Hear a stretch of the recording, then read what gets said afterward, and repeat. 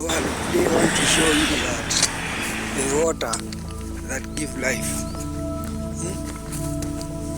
This water river from that it's there. You see, you want to see, you want to drink this water, alive water.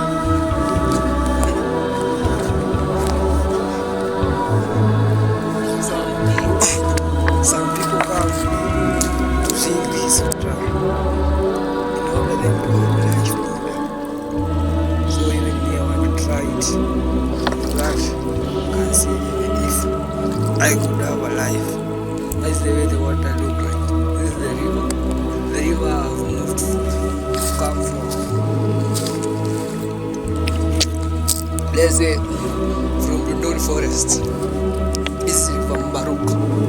You have moved from all the way from Dodon Forest, those forests that you can see there, but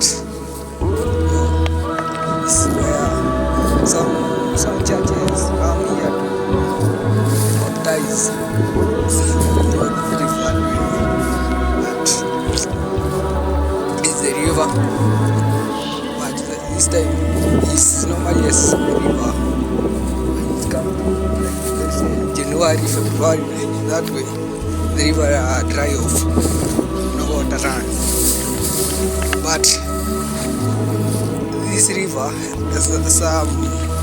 when we go there, let's say in Ngorika, the river passes underground, and then like it passes underground, like let's say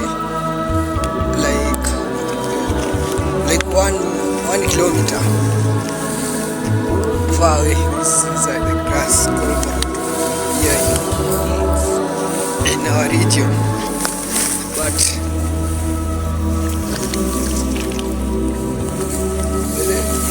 this place can have a lot of snakes. So pass here, you must be very careful because you don't know what you can find here. And let me show you. It's a place to enjoy, and you have any stress, anything. This place will help you, bro. I have not finished yet the water of life.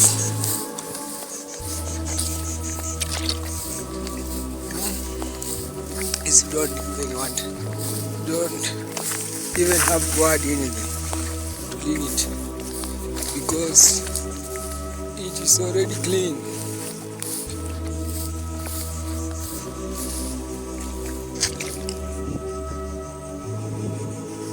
This is the end point.